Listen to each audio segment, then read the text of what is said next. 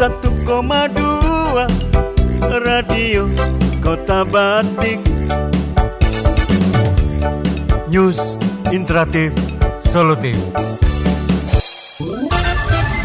FM 91,2 Radio Kota Batik. News interaktif solutif. Assalamualaikum warahmatullahi wabarakatuh. Selamat malam, selamat berjumpa kembali bersama saya Ribut Tawandi di perjalanan kali ini Anda dan keluarga ya. Selama 1 jam ke depan saya akan mengajak ngobrol bersama Anda hal-hal yang berkaitan dengan kehidupan kita dalam berkeluarga. Nah, sudah siap? Nah, kalau sudah siap, siapkan HP Anda untuk bisa ikutan bergabung ya. Bisa kok untuk jadi tempat curhat atau konsultasi. Ya silakan, bisa Anda manfaatkan layanan telepon 0285424474 atau juga melalui WhatsApp di 0855424912. Oke, sebagai pembuka untuk kesempatan malam hari ini, saya hadirkan ke ruang dengar Anda Afgan. Terima kasih. Saatnya kita ucapkan atau sampaikan rasa terima kasih kepada cinta. Orang-orang yang kita cintai, orang-orang yang selama ini dengan tulus mencintai kita ya. Kadang kita lupa untuk menyampaikan rasa itu, mengungkapkan rasa itu dengan ya sesuatu yang istilahnya ekspresif ya. Nah, itu dia. Nah, kenapa? Barangkali dengan cara seperti itu kita akan bisa membahagiakan orang-orang di sekitar kita, terutama istri kita. Karena kita akan ngobrol nanti bersama Mbak Reni, ngomongin soal ibu bahagia, keluarga sejahtera. Pas banget ya. Baik, masih ditunggu ya kebersamaan Anda ya. Masih ditunggu juga kira-kira apa nih yang akan menjadi pertanyaan dari Anda? Silakan, Anda bisa sampaikan melalui telepon 0285424474 ataupun melalui WhatsApp di 0855420912. Keadaan yang ada dengan sendirinya.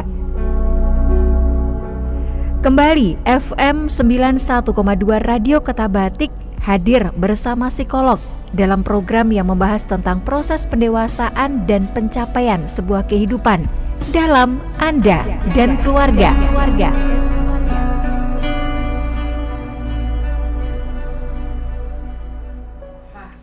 Oke, balik lagi ke Anda dan keluarga. Sudah siap nih kayaknya nih.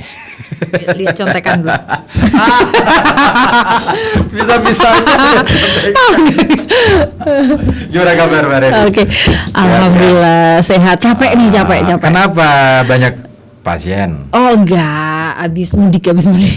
Oh, dari Jogja ceritanya. Iya, semalam baru nyampe. Terus kayak lagi rame-ramenya kan Jogja, grebek mulut. Ikut nonton? Enggak ikut nonton. Kirain ikut nonton. Tinggalnya di desa soalnya, bukan di wilayah situ. Itu lagi rame sih emang. Iya, aku aja sayang ya nggak bisa nonton ya, karena ya biasalah kesibukan. Andai bisa cuti ya. Ya ampun, aku padahal belum pernah nonton sekalipun. Aku pingin banget sekali ini ya. Aku pikir wah ini kayaknya seru nih, yang grebek mulut yang tahun ini kayaknya rame banget deh. Iya, kayak gebrak apa namanya? Ini kan tradisi apa sih tuh yang beteng itu loh. Kemarin iya, Sultan. kan itu sewindu ya, 8 tahun sekali. Makanya itu kan simbolik banget. Aku mikir, wah ini ada apa ya? Overthinking aku. Ini kayaknya simbolik banget. Ada apa nih? Ada apa nih? Apalagi kan lagi rame-rame kemarin ya. Benar. Nah, kalau pendapat Pak Ribut gimana soal rame-rame kemarin di Pekalongan sendiri?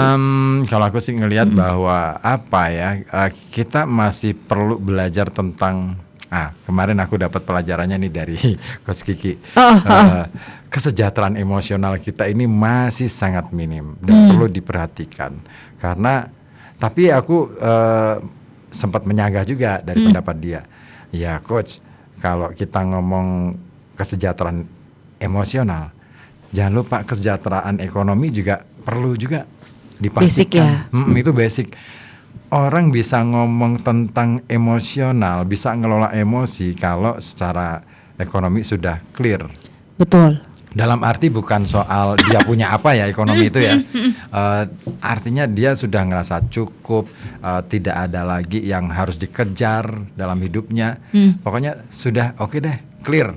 Ya apapun itu, nah otomatis kesejahteraan emosional bisa deh. Gitu. Iya. Setuju sih. Jadi inget teorinya Maslow gitu kan. Pyramid of learning. Jadi memang kayak di bawah itu basic needs. Kayak seksual, terus habis itu food gitu ya, makanan, sandang, pangan, papan gitu ya. Nah, kalau mereka udah terpenuhi baru mereka itu bisa ngerasa secure gitu kan, rasa aman. Baru mereka bisa membangun hubungan dengan orang lain. Itu yang mungkin di Indonesia ini masih itu yang masih kurang. PR ya. Kalau secara sistemik gitu kan.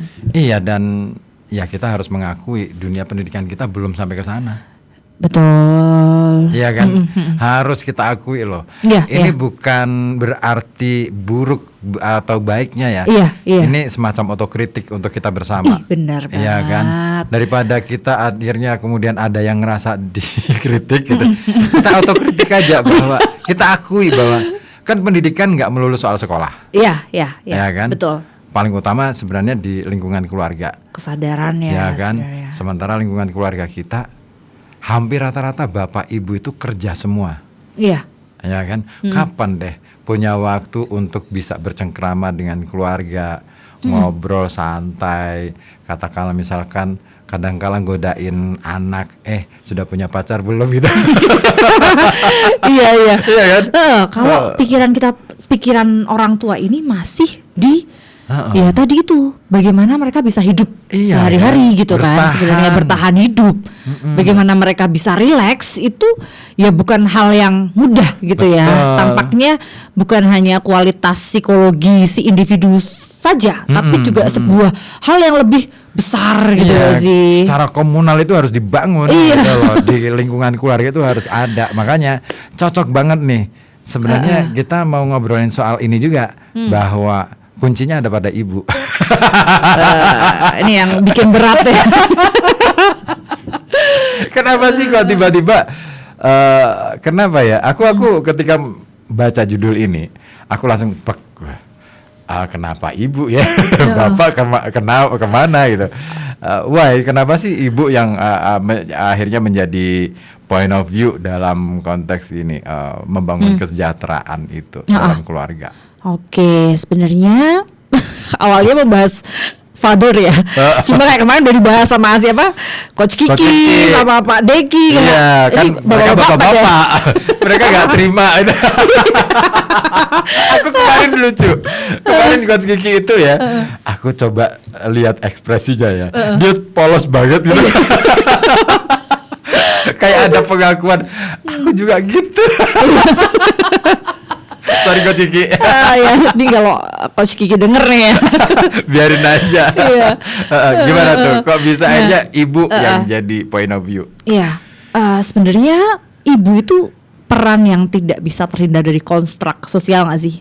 Banget. Menurut Pak Ribut sendiri gimana? Apalagi di Indonesia, secara sosial budaya deh, gimana sih Indonesia ini gitu ya? Secara sosial budaya memandang peran ibu mungkin kan beda ya. Nah, kalau menurut Pak Ribut sendiri gimana? Aku ngelihatnya selama kultur kita patriarkis ya, perempuan dalam konteks ini kan nanti secara spesifik juga bicara ibu ya. Nah perempuan itu selalu dijadikan objek bukan subjek gitu loh. Padahal faktanya ya, fakta ya. Aku ngelihatnya faktanya. Aku sama istriku aja dia itu sudah menjadi subjek sekarang. Gimana tuh? Dia aktif di mana-mana gitu kan, aktif berkegiatan dan lain sebagainya. Tapi di sisi lain, nah ini dia selalu ada pandangan bahwa ada demarkasi yang harus dia openi gitu kan, bahwa wilayah seorang perempuan adalah domestik. Nah, domestifikasi ini yang kemudian akhirnya agak membatasi gerak dia, hubungan dia dengan banyak orang, terus kemudian akhirnya ini yang membuat dia ngerasa bahwa kok aku nggak punya temen ya. Iya Ya kan, kok Kesepian nggak sih? Kesepian banget. Kok temanku cuman segitu ya? Aku nggak bisa berkembang dong kalau kayak gini. Nah, otomatis dia ngerasa ada tekanan-tekanan psikologis yang membuat dia itu harus dalam tanda kutip merelakan hal-hal yang sebenarnya pingin banget dia Dilakukan, capai gitu ya. loh. Bener sih. Jadi kalau berdasarkan survei gitu ya, stresor paling tinggi bagi ibu itu adalah pekerjaan domestik. Ternyata gitu kan. Ya itu kayaknya nggak bisa dihilangkan dari konstruk sosial tadi ya. Yap, Sebenarnya betul. tentang perempuan, tentang ibu gitu. Iya, iya. Dan bahkan kalau kita lihat di culture kita, seringkali orang yang nggak jadi ibu itu aneh gitu nggak sih, dianggapnya kayak tabu gitu. bener. Apalagi ini ibu yang tinggal sendirian ya, istilahnya single parent, single mother. Itu wah pasti pandangannya jadi Iya, kayak stigma soal kayak janda gitu kan. Orang-orang kan bahkan sampai dibikin parodi lah, sampai dibikin bercandaan. Iya, bahkan kayak iya ya. sangat terikat dengan hal itu gitu loh. Kenapa harus ibu? Kenapa harus perempuan gitu kan sebenarnya? Iya ya, benar ya. Parodi tentang duda jarang ya. Gak ada. Sekarang mulai ada. Mulai tapi ada. Positif. Iya. Kayak dua keren gitu kan, kayak Desta dan kawan-kawan. Betul, nggak ada yang istilahnya dia menjadi objek penderita itu nggak ada. Iya kan, sangat jarang kan. Jarang. Tapi kalau janda itu pasti jadi objek penderita. Lebih banyak seperti itu. Iya, menderita lah, atau mungkin kayak ya stigmanya jadi kayak buruk gitu ya pandangannya akan janda itu sendiri gitu. Jadi kayak objek ya akhirnya memang objek. Si perempuan ini itu yang kadang wow gitu. Saya nggak menyalahkan domestik ya, domestik itu sesuatu hal yang bermakna juga sebenarnya. Betul. Nah dari situ sebenarnya ibu ini satu sisi kan seperti itu ya, udah punya hal yang melekat nih di dia. Di sisi lain dia ini seorang ibu, kenapa sih kok milih jadi ibu gitu? Pernah tanya nggak ke istrinya Pak Ribut? Pernah nanya dan apa ya? Aku ada pengalaman. Ini aku cerita pengalaman aja ya. Jadi dulu itu istriku tuh sebenarnya ini pernah mengejar karir ya. Istilahnya pengen jadi PNS waktu itu. karena dia ini kan lahir dan besar di tengah-tengah keluarga yang kalau istilah sosiologinya tertib sosial. Jadi kakaknya, kakak iparnya, adiknya itu semua adalah kalau nggak PNS polisi gitulah. I see. Nah otomatis cara berpikirnya begitu, ya kan, semua yang tertanam di dalam pikirannya itu adalah hal-hal yang sifatnya sangat teratur, disiplin gitu.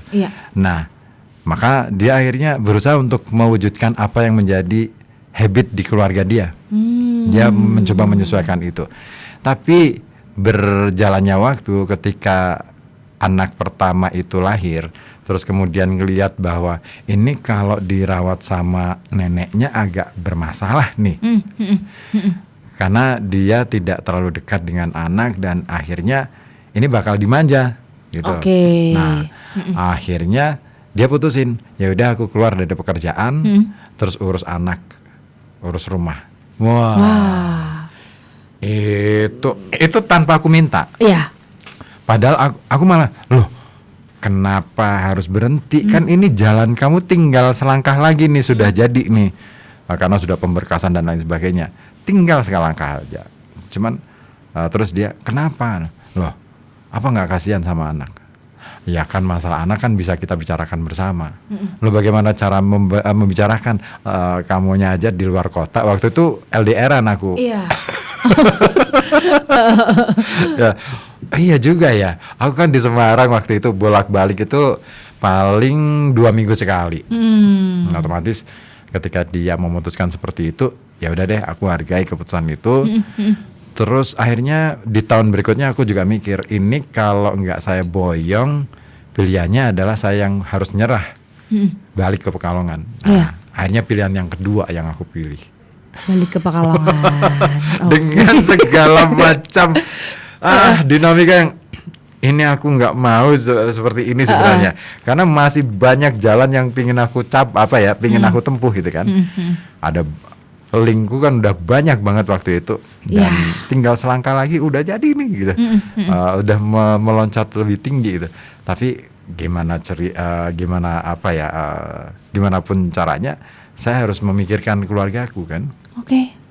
Akhirnya aku ya udah deh, aku pasrah pada nasib, ya udah aku pulang ke Pekalongan dengan segala macam yang mungkin batasan-batasan yang mungkin tidak bisa aku lampaui seperti ketika aku tinggal di kota-kota lain. Kalau di kota besar kan kita masih bisa gitu kan, vibe-nya enak banget. Kalau di sini kan banyak batasan nih. Iya sih. Temboknya tebel banget. Aduh, kayaknya perlu dibuka ya. Mau jebol aja susah loh. Iya, bener. Susah. Aku ngerasain, di sini susah ya. Boro-boro jebol tembok. Kita coret-coret tembok aja jadi masalah. Ya. Betul. Kan? Jadi sebuah hal yang tidak normal gitu ya. Padahal kita nyoretnya bagus loh, istilahnya aku lagi mau bikin sesuatu yang sekiranya bisa dinikmatin, itu salah. Aduh. Dianggapnya itu noda, itu loh, itu yang jadi masalah. Beda persepsi kayaknya. Iya kan. Padahal aku lagi bikin mural, orang ngelihatnya wah itu kotor nih, nggak bersih nih. Padahal ketika kita lewat di tembok yang sama. Temboknya nggak diapa-apain, malah justru banyak lumut dan nggak terawat gitu loh.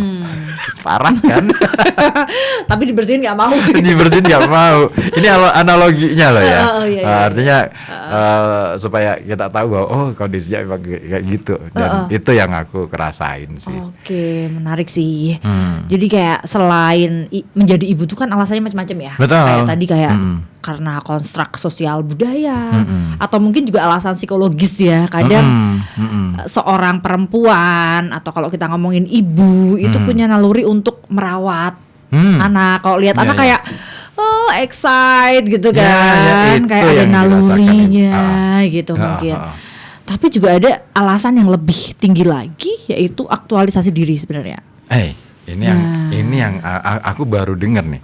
Kok bisa aktualisasi diri? Aktualisasi diri itu ketika memang ibu ini sudah decide gitu ya, memutuskan untuk aku mau tidak hanya sekedar merawat ya, tapi mendidik gitu ya. Mendidik dengan sadar, dengan pengetahuan dan juga keterampilan yang dia punya. Jadi dia ada sisi contribute. Jadi makna, bukan hanya menjalankan konstruk sosial, tapi dia punya goals. Punya goals, dan dia menjalankan itu dengan sesuatu hal yang bermakna gitu loh akhirnya. Karena dia ada tujuan kan di situ, dan dia dengan sadar memilih, terus dia juga punya pengetahuan, keterampilan untuk itu, akhirnya saat menjalaninya juga lebih meaningful sih sebenarnya, dan lebih nyaman secara psikologis maupun secara fisik gitu loh sebenarnya kan. Tapi beda dengan yang alasan menjadi ibu karena konstruk sosial nih, atau itu kayaknya agak kepaksa nggak sih? Ya, jadinya kan dia nggak tahu meaningnya jadi ibu apa sih sebenarnya. Yang dia tahu kan konstruk sosial itu kan, yang aku memang harus jadi ibu. Itu dianggapnya takdir aja gitu kan. Takdir. Iya kan? Iya. Orang kan selalu beranggapan bahwa ini sudah takdirnya. Padahal bisa jadi itu hanya tradisi. Yes. Gimana coba kalau itu cuma tradisi? Sebenarnya kita bisa milih gitu kan. Iya kan? Parah dong. Parah ya. Parah loh. Artinya kan berarti nggak ada meaning yang bisa kita ambil dan kita sampaikan ke banyak orang. Iya. Iya kan? Parah ya. Nah, aku mikir yang ini nih. Iya bener ya. Aku baru ngeh nih. Iya ya. Kita terjebak pada kebiasaan sebenarnya. Iya. Dan kalau mau keluar takut ya. Kayak padahal mungkin kita tuh nggak siap gitu ya akan konsekuensi tersebut gitu, tapi tetap menjalani karena kalau keluar itu lebih menakutkan gitu. Bisa aja. Terus gimana dong supaya kita ngerasa confident aja, supaya nggak terlalu terdistract dengan pikiran-pikiran orang lain atau perspektif yang sudah kadung diamini. Oke. Sebenarnya pertama tentu kita perlu melihat ke diri kita nggak sih? Oh ya. Kayak kita perlu tahu dulu kita itu hidup buat apa. Oke. Asik. Untuk menjadi ibu tuh sebenarnya bukan hal yang oke, aku jadi ibu nikah. Kayaknya kalau itu aja mungkin ya akan sulit gitu loh untuk tantangan-tantangan selanjutnya nggak sih? Iya ya. Saya nggak tahu ya. Apakah mungkin saya nggak tahu nih. Yang di belakang ini kan pengantin baru nih. Denger gitu. Mereka ini sebenarnya memutuskan berdua itu mereka itu memutuskan nikah itu atas dasar apa gitu loh. Oke. Kan itu kayaknya perlu juga loh. Iya, benar. Disepakati dulu. Betul. Kita perlu panggil lagi. Supaya kayak ini ya. Karena jangan-jangan menikah itu hanya karena emosional. Ya kan? Hanya perasaan sesaat bahwa aku suka sama dia gitu. Sudah deh, yuk kita sepakat nikah. Tapi nggak jelas. Iya. Kita mau kemana setelah itu? Ya kan? Iya. Aku aja gitu soalnya. Oh iya, benar sih. Iya kan? Aku aja gitu. Hari pertama sudah nih dilewati habis acara pesta pernikahan. Habis itu kita beneran ini udah nikah gitu ya. Ini apaan sih? Beneran aku sampai nanya diskusi sama istri. Kita tuh kemarin tuh ngapain sih? Kan ijab kabul itu kita ngapain gitu. Terus kamu ngucapin janji itu kamu sadar nggak sih? Ya sadar. Aku kan nggak dalam kondisi mabuk atau nggak sedang semaput kan. Sadar kan nggak dalam kondisi gila. Iya tapi konsekuensi dari ucapanmu itu kamu sadar nggak sih? Aku belum ngerti gitu. Oke. Nah itu konsep itu gitu ya. Nah itu barangkali yang akhirnya mengkonstruk dalam kehidupan keluarga kita. Oke. Bagi perannya akhirnya nggak rata. Betul. Dan kadang karena nggak rata dan nggak dikomunikasikan ya sebenarnya akhirnya seolah antara kita dan pasangan itu kita menganggap bahwa pasangan udah tahu kita. Pasangan nggak bahwa dia harus taunya aku, tahu aku gimana gitu. Jadi nggak nemu gitu loh. Akhirnya mereka hidup dalam kesepian kan berdua. Bener. Aku nggak tahu nih yang belakang. Gitu nggak? Loh, Sin Ma'ruf langsung jempol. Bener kayaknya. Dia ngerasa kesepian sekarang kayaknya. Serem nih habis nikah lagi. Aduh, gitu ya. Nah akhirnya ya itu tadi apa yang dilakukan oleh terutama perempuan sebagai ibu hanya menjalankan apa yang dianggap sebagai kewajiban. Iya, harusnya nggak apa-apa sih mungkin kalau kamu belum tahu ya terkait hal tersebut. Tapi mulai sekarang nggak ada kata terlambat ya sebenarnya. Jadi mulai sekarang temukan diri kamu gitu. Diri kamu sebagai seorang person ya, seorang individu. Itu seperti apa gitu yang dimau dalam hidup kamu, sehingga pas menjalankan peran sebagai ibu itu bisa lebih bermakna. Jadi lebih ke contribute gitu kan. Kan enak ya kalau kita bisa berkontribusi. Oh iya aku merawat anakku, mendidik anakku, membersamai tumbuh kembangnya. Karena ini ya kontribusiku. Pada yang lebih luas kan, generasi lah apalah kan. Iya, nggak usah yang terlalu jauh lah. Kita mau bikin generasi emas itu. Jangan. Terlalu jauh. Minimal dengan bangun. Makan bersama guru. Iya, makan bersama guru kan. Nah, bisa jadi itu kan dengan cara yang paling dekat. Kira-kira anak kita mau diapain? Keluarga. Tapi sebenarnya bukan. Nah ini dia yang sering terjadi obrolan itu antara suami dan istri ya. Selalu ngobrolnya tentang anak, lupa bahwa kita ini keluarga. Oh iya benar. Ngomonginnya anaknya mau dilesin apa ya? Anaknya ini kok belum bisa baca tuh. Lupa bahwa kita keluarga. Iya kan? Suami dan istri kan juga bagian dari itu. Oh iya. Dan kadang jadinya lupa kan bahas istri, bahas ibu ya kalau kita biasanya sekarang. Jadi si ibu ini kesehatan mentalnya sering kali terabaikan gitu kan, dikesampingkan. Karena apa? Karena salah satu faktornya tentu saja support system ya. Kayak mungkin akhirnya si ayah Yang menjadi satu-satunya support system itu fokusnya juga ke anak. Ya, betul. Ibunya juga ke anak. Terus kakek nenek biasanya kan juga ke anak ya. Kayak malah kadang marahin ibunya, ih kok anak atau digituin misal. Jadi kayak si ibu ini kesehatan mentalnya gimana nih gitu kan sebenarnya. Kalau kita ngomongin ibu yang bahagia, itu kan terkait kesehatan mental. Nah, ibu yang bahagia itu ada ciri khusus supaya aku jadi tahu apakah istriku cukup bahagia atau belum. Sebenarnya tuh konsep dasarnya tuh simpel. Apa? Masih berfungsi nggak dengan baik, masih berfungsi dengan adaptif nggak di kehidupannya, gitu. Karena fungsi apa nih? Fungsi adaptif itu adalah saat dia masih bisa basic needs-nya masih dia bisa penuhi sendiri. Gitu Misalnya ya basicnya. Jadi dia juga cukup mengenal dirinya dan potensi apa sih yang mau dikembangin dari dirinya. Gitu. Dia masih bisa menjalankan peran sebagai ibu. Peran sebagai ibu ya kayak entah dalam sehari-hari gitu ya mungkin atau menjalankan peran-peran lainnya selain ibu. Itu dia masih bisa apa enggak? Kalau dia bekerja nih, dia masih bisa perform enggak? Masih bisa berfungsi enggak? Apakah bisa perform tapi ekspresi emosi sehari-hari itu bersengut gitu ya misalnya. Nah, ini juga perlu diperhatikan afek atau suasana hatinya dia gimana. Hati-hati nih yang baru nikahnya ya. Biasanya udah mulai merengut-merengut tuh tahun kelima biasanya.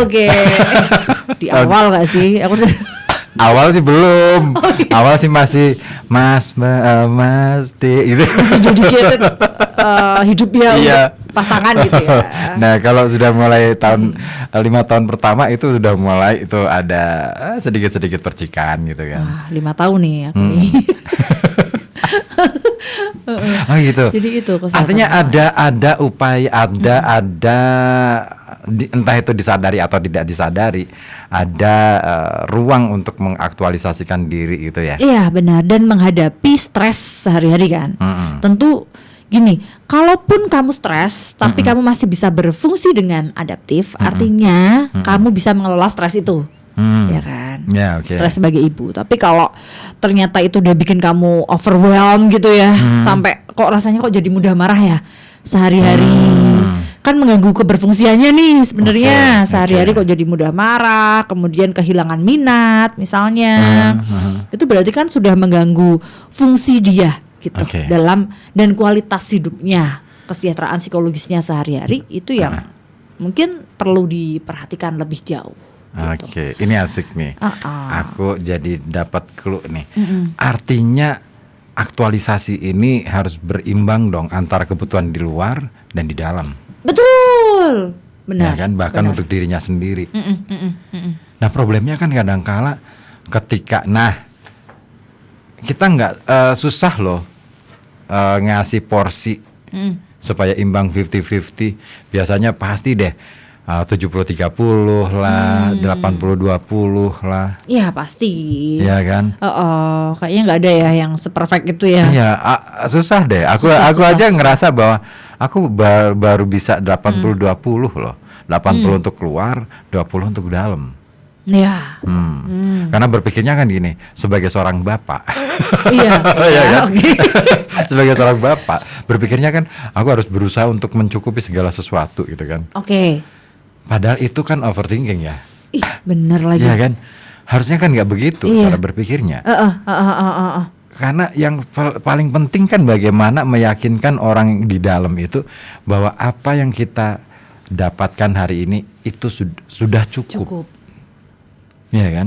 Tapi selalu deh ada aja yang ngerasa kita itu dalam diri kita, kok ini agak kurang ya. Kok ini agak kurang ya. Selalu seperti itu deh. Aku ngerasanya begitu. Wah, ini bahaya nih kalau kayak gini terus. Makanya itu dia, ruang untuk bisa ngobrol itu kayaknya penting banget ya diciptakan ya di keluarga ya. Iya, itu salah satu fungsi keluarga yang penting untuk diciptakan ya sebenarnya. Sharing feeling gitu kan, dan problem. Kalau di bapak-bapak mungkin kan seringkali problem itu dia pikirkan sendiri, sehingga tidak share itu ke istri misalnya gitu kan. Itu Garuf. Baru biar kena lagi. Tapi emang rata-rata gitu sih. Iya, sedangkan ibu itu biasanya dia justru menceritakan ya. Secara umum dia kan pengen share feelingnya apa yang terjadi hari ini. Iya banget. Gitu kan, kayak banyak banget. Atau mungkin kebutuhannya dia peka gitu loh kalau. Iya. Secara kasih sayang misal kurang pun kayaknya peka sih. Aku tadi pagi tadi aku kan lagi nyantai toh. Tiba-tiba istri cerita soal kegiatan dia di luar. Ada nih gini. Aku cuma berusaha menjadi pendengar yang baik. Karena aku keinget sama Coach Kiki kemarin. Tahu nggak bahwa apapun cerita istri sebenarnya dia itu nggak butuh banget kita kasih solusi. Kata dia gitu. Benar. Nah, terus apa coach yang harus dilakukan oleh seorang laki-laki?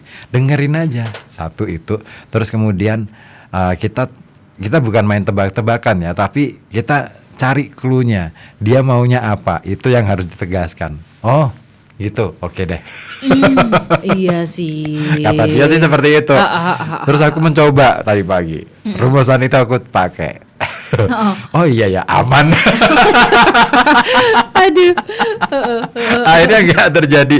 Kan kadang kan padahal masalahnya dengan orang lain tiba-tiba diceritakan, terus kemudian tiba-tiba aku kasih ya gitu aja repot gitu kan. Iya. Oh itu malah jadi wah ayah tuh gimana sih?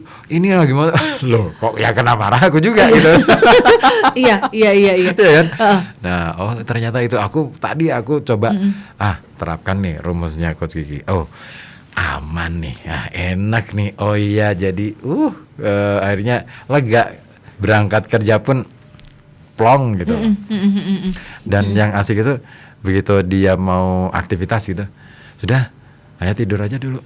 Kan nanti masih berangkatnya nanti sore. Sampai diberi kesempatan tidur. Iya, biasanya kan tidur aja. Iya. Gitu. Efektif sih. Efektif. Saya sendiri sebagai ibu ya, ibu juga terus punya suami. Kadang kalau sudut pandang POV-nya laki-laki, kalau kita cerita itu seringkali mutusin solusi gitu loh. Yeah. Jadi jawabannya itu selalu solusi. Atau kalau dia nggak tahu, dia tuh tiba-tiba ya nggak tahu kenapa tanya aku gitu. Nah kalau suamiku sering banget ya gitu. Jadi kayak ya kan ya nggak tahu, aku nggak ngerti gitu. Padahal kan kita itu tadi ya tujuannya untuk mengekspresikan emosi, merilis gitu loh emosi-emosi yang dirasain. Ya semacam katarsis lah ya. Iya katarsis sebenarnya. Dan itu mungkin bisa dikomunikasikan juga ke pasangan ya. Karena kalau bisa sebisa mungkin ya ruang aman kita adalah ya yang ada di keluarga kita itu gitu. Asik nih. Makin seru nih. Kalau ada yang mau gabung silakan ya. Bisa WA di 08554209112 atau mau cerita boleh di 08554209112 ya lewat telepon. Siapa tahu kita bisa saling sharing nih. Karena biasanya memang yang namanya ibu-ibu problemnya banyak. Tapi bener gak sih problemnya ibu-ibu tuh lebih banyak dari laki-laki? Relatif ya kayaknya sebenarnya. Ada yang gabung nih kayaknya nih. Nah, coba deh. Iya, Oke, tapi nggak ada ini ya. Aku nggak bisa denger ya. Halo. Halo, assalamualaikum. Waalaikumsalam. Dengan siapa di mana? Dengan Mbak Tini di Kajen, Mas. Oh, Mbak Tini di Kajen. Gimana Mbak Tini? Saya baru monitor, Mas. Kan saya baru pulang ya. Iya, baru nyetel terus Mas Ribut bilang boleh gabung ya udah langsung. Gimana? Ada yang mau diceritain? Apa nih Mas temanya dulu ya? Temanya ibu bahagia keluarga sejahtera. Oh gitu. Oh iya. Ada. Bahagia itu menurut saya kalau kerjaan, kalau saya sudah target. Terus besok lagi ada yang mau dikerjain lagi. Terus kerjaan rumah selesai semua. Apalagi ya? Ya kita bisa kumpul ibu-ibu. Ya entah arisan lah, entah rutinan lah. gitu Mas, tapi nggak ngerumpi lah ya. Iya. Iya. Mau ngerumpi juga nggak apa-apa. Itu kan hak. Iya nih, Mas Ribut sama siapa? Mbak Reni, ini psikolog kita ya. Kita masih bahas soal gimana sih caranya memulihkan kesejahteraan keluarga dari perspektif ibu sebagai point of view-nya gitu. Iya, mau sejahtera keluarga ya kita sebagai ibu ya, mungkin kita bisa bantu kerja lah Mas. Jadi kita punya kegiatan, punya kesibukan, juga punya penghasilan sendiri tentunya. Jadi kita kalau mau taruhlah mau ikut arisan lah, nggak usah minta uang sama suami. Terus kalau mau ya beli apa-apa ada duit sendiri gitu. Seperti itu Mas Ribut. Oh gitu ya. Wah, Iya. ini ibu mandiri banget nih. Ya bukan berarti kita nggak butuh suami, bukan. Kan kita hanya membantu gitu ya. Peran utama tetap suami lah. Oke. Iya. Gitu ya. Mungkin itu aja Mas Ribut. Oke, Mbak Tini. Yang lain siapa tahu saya mau minum. Oke, thank Terima you. kasih Mas Ribut, Ibu. Terima kasih. Oke. Bu Tini. Sama-sama. Oke. Bu Tini ini kebetulan kerjanya usaha konveksi di rumah sih. Oke. Nah ini kayaknya menarik nih, karena bahagia itu kan nggak melulu memanjakan ya. Ya, tentu. Ya kan, lebih tepatnya memberikan kesempatan dia untuk mengaktualisasikan diri, apa yang dia punya itu potensi gitu kan, bisa disalurkan kayak Bu Tini itu tadi, ya kan, dia akhirnya bisa istilahnya tetap kerja, tetap membangun keluarga. Nah ini keren juga. Tapi aku pernah main ke rumahnya sih. Oh, kenal ya? Kenal dekat. Oh. dia selalu telepon kalau di Radio Kota Batik. Oh. Aku bukan istrinya kan ya? Bukan. Bapak ibu ini ya mungkin karena sudah teruji ya bersamaan dengan waktu, apalagi kalau Bu Tini ini kan putra putrinya udah mentas semua nih. Oke. Udah pada selesai kuliah, udah ada yang nikah, bahkan sudah punya cucu. Jadi kayaknya iya kan? Jadi lebih kebahagiaannya saya kira lebih kompleks. Iya, benar. Ada yang gabung lagi? Oke, siapa tuh? Halo, assalamualaikum.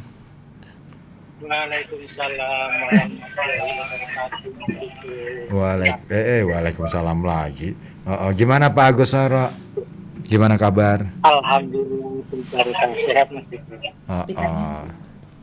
Oke. Maaf Mas disebut dengan Mbak siapa nih? Dengan Mbak Reni. Halo Pak, perkenalkan saya Reni ya. Iya Mbak Reni. Ini Mbak Reni menanggapi ceritanya Anda berdua tentang membahagiakan ibu, istri ataupun kaum hawa.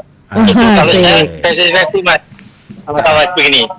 Waktu saya ada problem dengan karyawan di tempat kerja, kan istri saya itu tadinya kan anak buah saya.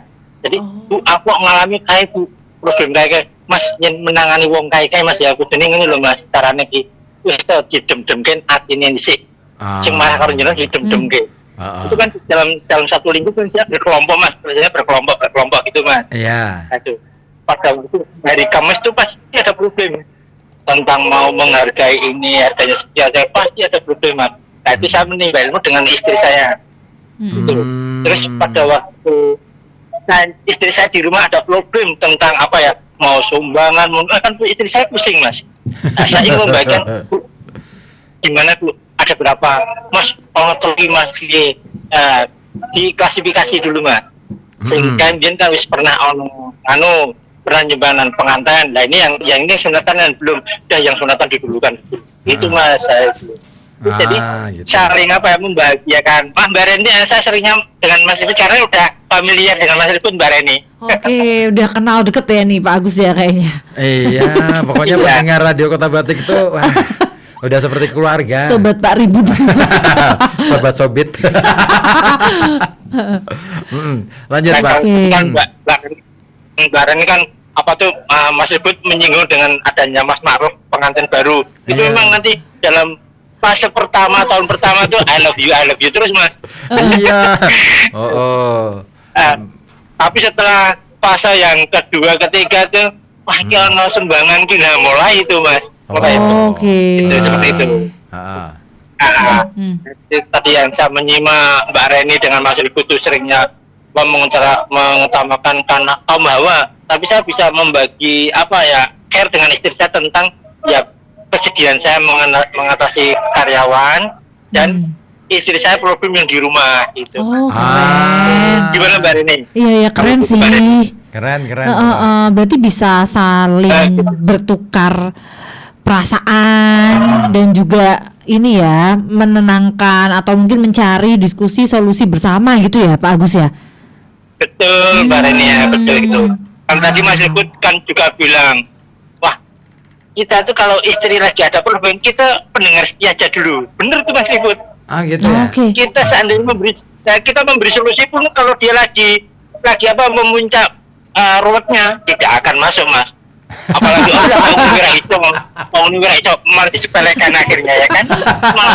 Malah sedih si istri. Itu. Lebih baik istri ngomel apa, cerita apa, kita tampung ya wis Bu. Nah, aku ya pernah kayak ngono, gitu aja. Berarti kan dia menerima kesedihannya dia pernah aku alami seperti itu. Oh, berarti aku pernah ngalami toh ini Mas. Tenang aja Bu, gitu. Gitu ya. Jadi memang benar nyenang buat pendengar setia itu bisa menjadi solusinya. Akhirnya kan nanti Mbak Maila kan udah ya sana tidur aja ya. Akhirnya kan gitu. Ini malah bongkar-bongkar dapur nih. Maaf Mbak Reni. Nggak apa-apa. Aman sih Pak kalau aku sama istriku tuh udah aman. Jadi aku kemana-mana itu nggak ada masalah kecuali kalau misalkan aku janji pergi keluar kota 2 hari pulangnya malah justru 3 hari ya itu jadi masalah. Kenapa harus 3 hari padahal 2 hari aja cukup gitu. Karena dia Mbak Reni saya juga kadang ya telepon sama Mbak Maila tuh tanya Mas Ribut juga pernah gitu. Jadi seperti keluarga sendiri Kak. Oke. Jadi udah deket ya ini ya Pak Agus ya antar keluarga ini. Iya. Kalau Mas Ribut penyiar, Mbak Mela istrinya Mas Ribut saya cuma pendengar, tapi seperti kan RKB itu keluarga besar saya yang kedua Mbak di rumah. Jadi kalau saya mengikuti antara Anda dan keluarga, wah saya seneng. Pasti ada solusi baru itu. Seneng ya? Nah gitu. Ya Mbak Reni aja sering-sering bercerita di RKB Mbak. Oh iya, oke Pak. kasih sesi khusus ya buat Mbak Reni ya. Iya, sesi khusus seperti nanti Mbak Ines gitu Mas. Kasih aja ruang apa gitu. Ya, supaya ini lebih banyak yang tampil di RKB ya, terus akhirnya bisa lebih beragam acaranya. Iya, jadi nanti intennya dengan Mas Ribut, tapi harusnya duetnya Mas Ribut gitu. Gitu. Kan Mbak Reni dengan Mas Ribut sudah klik ini. Gitu. Aku mah sama siapa aja klik Pak. Harus gitu ya. Harus. Sama saya enggak. Sama saya enggak. Kemarin saya enggak diajak ke selatan no. Ayo. Lah kan Bapak harus ini naik motor dulu ke sini. Oh gitu ya. Lah kan bisa naik mobil jenengan. Gitu. Boleh nanti kapan-kapan deh Pak kita jalan-jalan ya. Bareng-bareng. Itu Mbak Reni itu. Apa ya kekeluargaan kita dengan RKB seperti Mas Ribut begini Mbak Reni. Mungkin nanti tema selanjutnya kekeluargaan RKB mungkin. Mungkin ini bagaimana bangun support system lintas keluarga. Iya, lintas itu keluarga, betul. Itu boleh banget tuh. Dan ternyata dari radio itu bisa jadi support system ya. Ya betul, gitu ya Pak Agus ya. Ya, Mbak Reni, sekarang saya mau minta solusi jenengan Mbak Reni. Seandainya nih, saya dengan istri saya problem setelah masa lansia, Lansia nih Mbak, saya udah lansia sama ibu itu. Oke, Itu usia ada berapa, Pak? problem kok kecemburuan apa? Usianya Usia, berapa? Pak? Usia udah 60-an, ibu 63, saya 66. Udah lansia.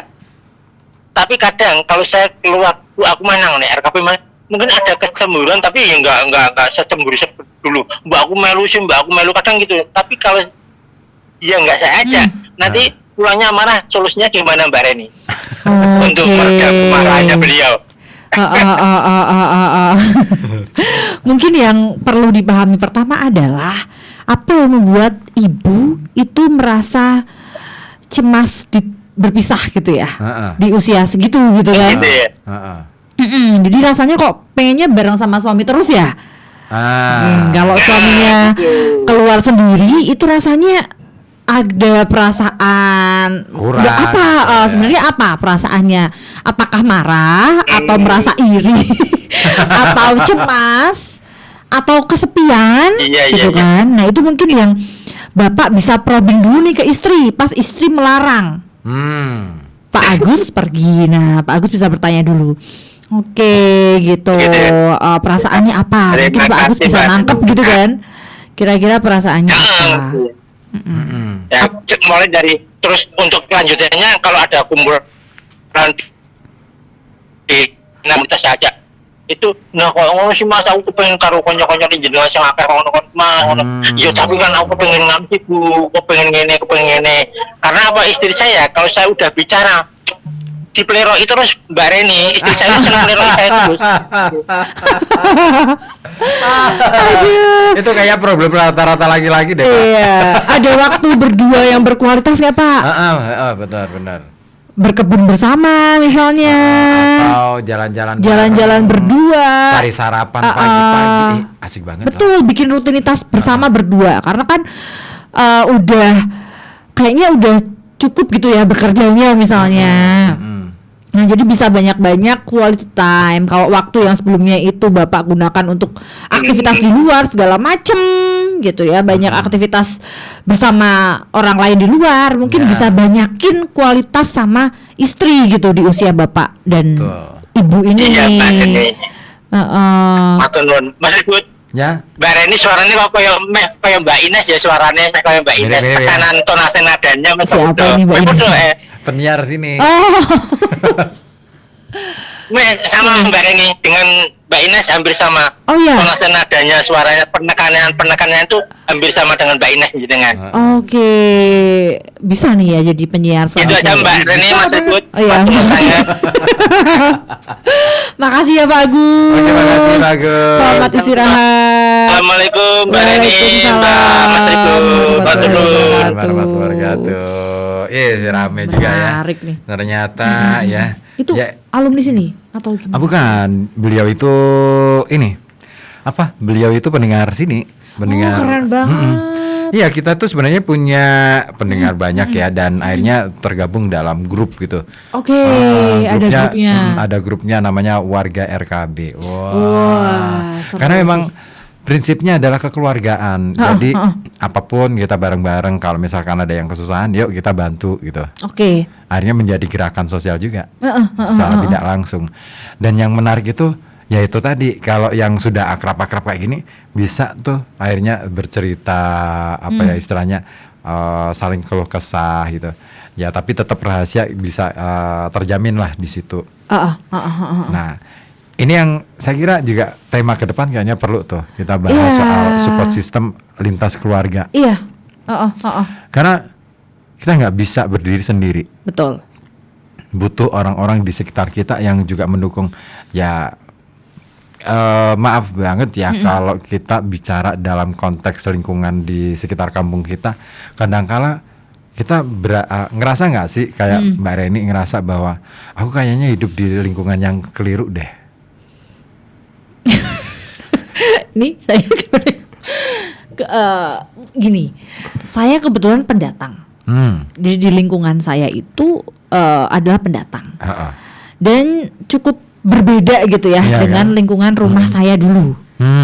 Jadi lingkungan rumah saya dulu itu di pedesaan, pedesaan di Kulon Progo sana. Oh, nah, di mana asik banget. saya merasakan kekeluargaan itu, Pak Ribut. sangat merasakan itu bagaimana Benar. antar tetangga itu saling support. kenal, saling support. Iya. Kalau ada apa-apa Bener. langsung ya itu kultur Ngobrol desa. sambil nyapu di sana itu saya rasain dari kecil. Jadi kayak lingkungan dekat rumah itu bener-bener ikut ngasuh saya gitu rasanya. Ya benar. Itu yang nggak saya dapat di sini gitu. Karena kulturnya kota Kulturnya banget. beda kota banget. Kota Nah, banget. pas di sana pun kayak pas pulang gitu, masih inget tuh orang-orang yang udah meninggal itu rasanya kehilangan gitu loh. Iya. Loh, Iya. kok jadi kayak lekat gitu loh Udah nggak dengan ada ya, gitu. lingkungannya, Benar. alamnya. Benar. Pas di sini apa ini? Maksudnya antar tetangga kan nggak kenal ya, Iya. nggak kenal pertama. Terus ya kalau ada apa-apa ya tetangga tuh nggak tahu. Nggak tahu. Nah ini yang mungkin kalau saya sih rasanya bukan jadi keliru ya, tapi lebih ke kayak nggak punya tetangga dalam tanda kutip. Iya. Mau apa-apa serba susah harus sendiri, Dan mandiri gitu. kayak minta tolong tuh sebuah hal yang tabu kan di sini. Maksudnya gini loh, kayak tidak ada budaya itu menurut saya ya. Budaya itu kayak Kayak sudah mulai hilang. hilang, Sudah luntur, bukan betul. yang kayak oh ya nih aku kayaknya butuh apa ya, kayak ada serba nggak enak lah, serba takut dinilai lah, gitu loh. Yang aku rasa bukannya tetangga itu juga sebuah support system ya. Iya, Nah di sini harusnya rasanya begitu. kayak kadang ya ada gossiping lah, apa lah. Itu. Jadi kayak ini opo gitu. Paling kagetnya di situ sih kalau Mas ribut gimana. Kalau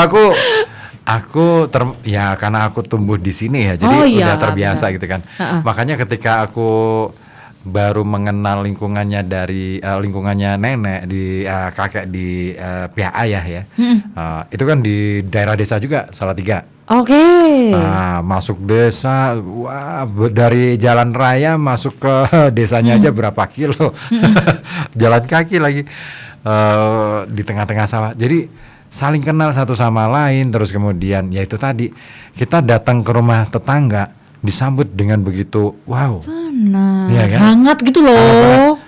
nggak ada istilahnya.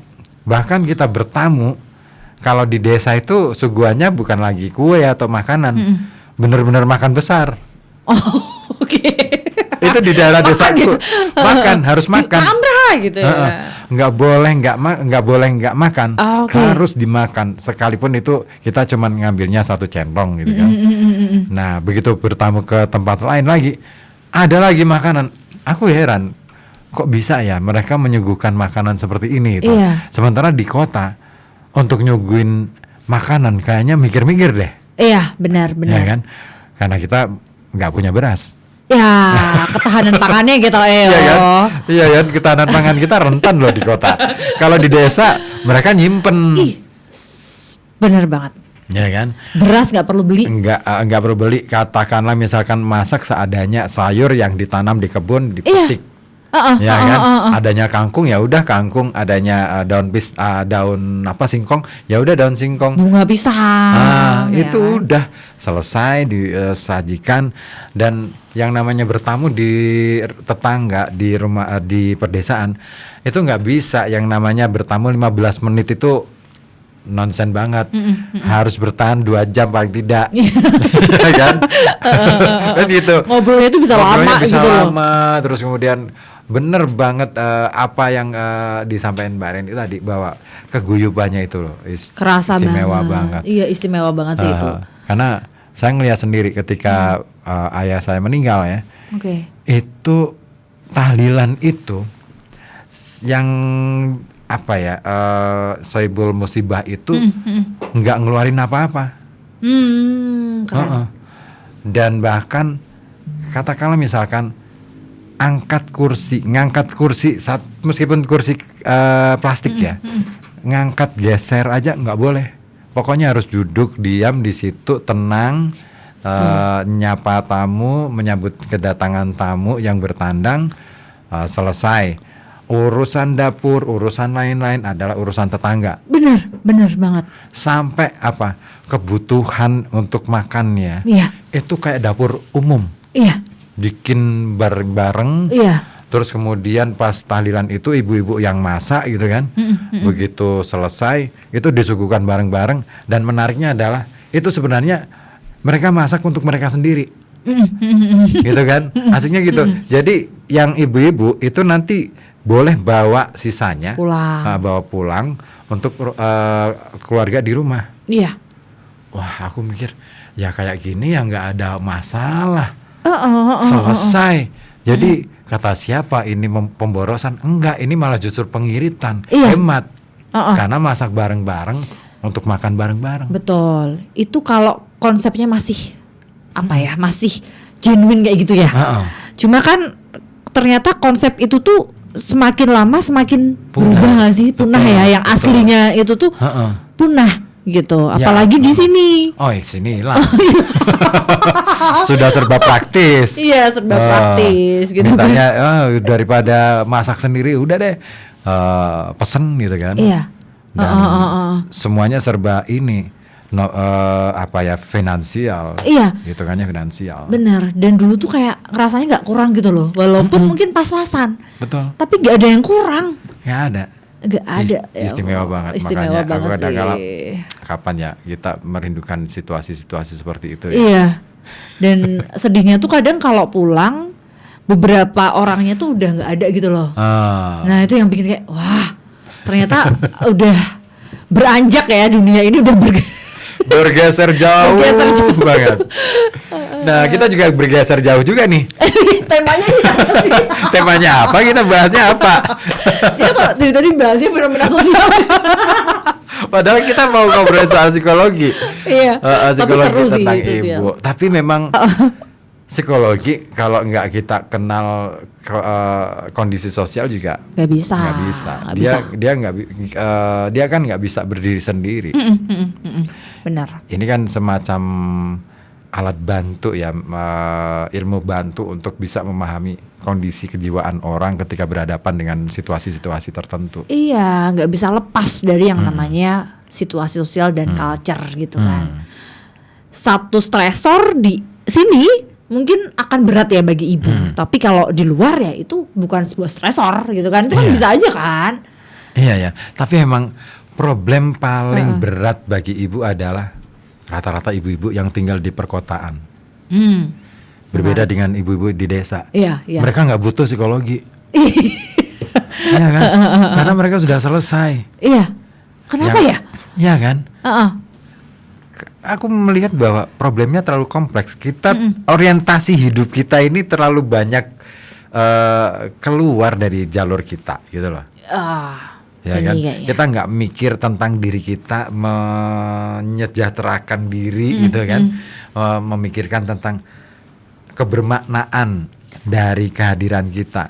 Tapi kita selalu berpikir bahwa saya harus hadir, bukan maknanya yang dikejar, kehadirannya yang dikejar. Iya, dan tuntutan ya bentuknya jadinya ya.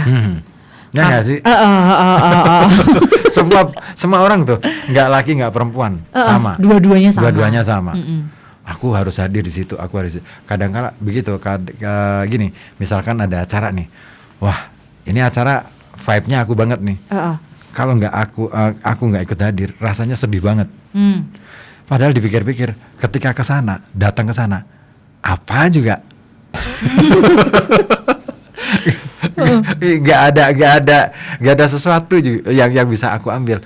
Terus aku pikir pulang-pulang, iya ya ngapain aku tadi hadir? Kan harusnya bisa nih waktu yang aku manfaatkan untuk anak-anak dan istri selesai. Iya. Itu priority gitu juga ya. Dalam mengambil pertimbangan tidak hanya berdasarkan perasaan yang mungkin sesaat tadi ya, pada akhirnya yang kelihatannya seru ternyata pas kesana gitu aja gitu. Iya, ini kayak kasusnya Pak Agus. Oh iya. Aduh Pak Agus. Oke. Wah, ini kita udah melampaui 7 menit nih. Oh, iya nih. Oke deh. Nah, kayaknya closing statement aja deh. Iya. Oke, closing statementnya ya. Sebenarnya jadi ibu itu bukan hanya keharusan gitu ya, bukanlah sebuah keharusan atau bukanlah sebuah hal yang kita lakukan karena tuntutan. Tapi coba cari aktualisasi diri dari peran sebagai ibu ini buat ibu-ibu di luar sana, maknanya apa sih gitu. Oke. Jadi makna dari kehadiranmu sebagai diri kamu sendiri dan peran-peranmu, termasuk peran jadi ibu ini tuh sebenarnya apa gitu. Dan penting juga untuk memperhatikan kondisi kesehatan mental kita sebenarnya, ya, karena dengan berbagai peran yang kita jalankan itu kita perlu sadar batas limitnya seperti apa. Kemudian ini tuh fine gak sih kita ngelakuin ini? Dan jangan lupa juga support system ya sebenarnya. Dan support system ini nggak bisa berasal dari mana aja gitu loh, maksudnya tidak terbatas hanya pasangan, tapi juga mungkin support system di luar, teman lari atau teman nge-gym misalnya kan. Ibu-ibu sekarang atau teman pedal gitu kan. Boleh banget nyari aktivitas di luar rutinitas sebagai ibu gitu. Kalau apalagi untuk ibu yang lebih banyak di rumah gitu ya. Nah itu bisa cari aktivitas di luar yang memang itu di luar rutinitasnya. Dan yang dia suka mungkin dulu, kalau dia dulu suka ngeband, ya nggak apa-apa kali les musik atau main band gitu kan. Gak apa-apa. Atau mungkin ya di luar lah, di luar rutinitas kamu dan jadi diri kamu sendiri gitu. Itu mungkin yang bisa dilakukan untuk menjaga kesehatan mental juga. Terus manage. Karena kayak tadi Bu Tini itu ya, tadi ini udah selesai ya, ngurus ini udah selesai. Itu bagus tuh, manajemennya bagus tuh. Manajemennya bagus, jadi kita perlu list. Gak apa-apa journaling kalau emang rasanya kalau overwhelmed banget ya, banyak banget nih nyuci apa kerja gitu. Coba tulis gitu, listnya besok tuh mau ngapain sih. Nah, jadi kita bisa checklist gitu kan, ada planning, nggak hanya menjalankan terus gudeg-gudeg gitu kan kadang. Capek. Belum lagi menghadapi ketidakpastian ya. Kadang ibu tuh kan seringkali menghadapi ketidakpastian. Misalnya anaknya susah bangun, misalnya apa suaminya belum pulang, atau apapun itulah. Takut banget ya. Suaminya belum pulang. Nah, jadi perlu di manage gitu. Dan juga kadang yang bikin ibu stres tuh karena perfeksionis ya sekarang tuh. Perfeksionisme gitu loh. Jadi kayak pengen semuanya tuh sesuai rencana. Nah, jadi rencana ini panduan aja, tapi tetap ada flexibility di situ gitu. Mungkin itu. Sama coba luangin waktu deh buat bertanya ke diri sendiri, kira-kira adakah kenangan atau hal di dalam hidup kita yang mungkin ternyata selama ini tuh belum selesai. Gitu. Yang itu tuh ngaruh banget. Pas kita interaksi sama anak. Jadi kan emosi ibu tuh mempengaruhi ekosistem ya. Ekosistem keluarga, mempengaruhi interaksi kita dengan suami. Apa sih gitu. Mungkin bisa cari tahu, luangin waktu buat mencari tahu soal itu. Kalau ternyata dilalah, ternyata udah kesulitan dalam memanage itu semua, ternyata kita juga sehari-hari merasa kurang sejahtera atau tidak optimal menjalankan peran kita sebagai ibu, keberfungsian kita udah terganggu, boleh banget untuk cari bantuan profesional gitu. Jadi ibu-ibu tuh nggak sendiri kok gitu.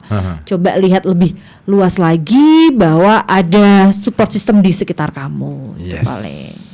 Oke, gitu ya. Bagus. Jadi muter-muter kesimpulannya itu, tapi intinya itu ya. Iya.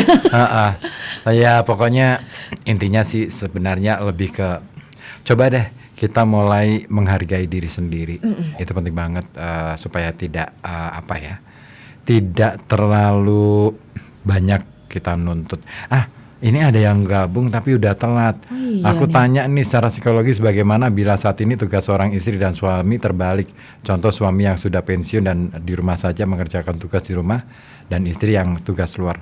Artinya tidak sering di rumah dan ikut organisasi juga. Bagaimana solusi terbaik dalam keluarga antara suami dan istri? Ini dari Pak Iwan di Api-Api. Mau ditanggapin? Menarik sih. Kalau sebenarnya tadi peran-peran itu kan konstruk sosial ya. Jadi it's okay gitu. Ketika ketika bapak menjalankan peran domestik, itu tuh kalau bisa memaknai, itu hal yang keren loh. It's okay. Keren, betul. Dan ketika istri juga secara sadar memilih hal tersebut bukan karena paksaan, terpaksa, ya that's okay gitu. Jadi sering-sering, tapi mungkin sering-sering komunikasi aja dan mengapresiasi satu sama lain, berterima kasih. Betul. Karena itu kan menjalankan peran yang sama-sama bermakna ya. Sebenarnya nggak ada yang lebih rendah dan lebih tinggi gitu loh. Ya, aku sepakat. Kan. Aku aja sekarang mulai mencoba untuk merasakan bagaimana menjalankan tugas-tugas domestik. Penting banget loh. Ternyata nggak gampang bangunin anak. Terus bantu-bantu nyuci itu ternyata pekerjaan yang paling berat adalah ngurusin rumah. Iya sih. Kalau kerja di luar, istilahnya menjalankan tugas di luar sesuai dengan pekerjaan, itu mah udah kebiasaan. Clear, artinya mau kita punya prestasi apa enggak, tinggal kita orientasinya apa dan gitu. Tapi rumah kita nggak punya. Kadang-kala kita miskonsepsi tentang orientasi bagaimana berumah tangga loh. Iya. Kan? Dari awal tuh itu ya. Iya kan, gitu. Oke deh, jadi kepanjangan nih. Pak Iwan di Api-Api, makasih ya sudah ikutan bergabung. Minggu depan gabung lagi kalau misalkan ada yang ingin tanya aja, nggak apa-apa. Karena Anda dan keluarga memang acara spesial untuk Anda yang sebenarnya nggak harus sudah berkeluarga ya, yang siap-siap mau berkeluarga juga penting. Iya. Dan setiap individu pasti bagian dari keluarga ya. Iya betul, makanya lain waktu pokoknya ditunggu gabungnya. Thank you Mbak Reni udah hadir nyempetin waktu. Ya. Dan itu tadi Anda dan keluarga. Ya. Terima kasih dan wassalamualaikum warahmatullahi wabarakatuh. Kita telah mencapai sebuah kesimpulan yang menakutkan bahwa kita adalah unsur penentu di dalam perjalanan kehidupan. Sampai jumpa lagi dalam program Anda dan Keluarga.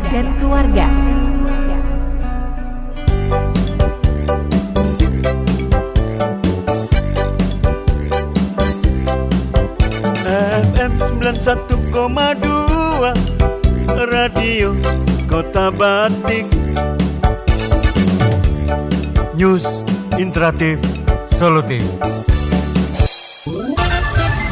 FM 91,2 Radio Kota Batik. News interaktif solutif.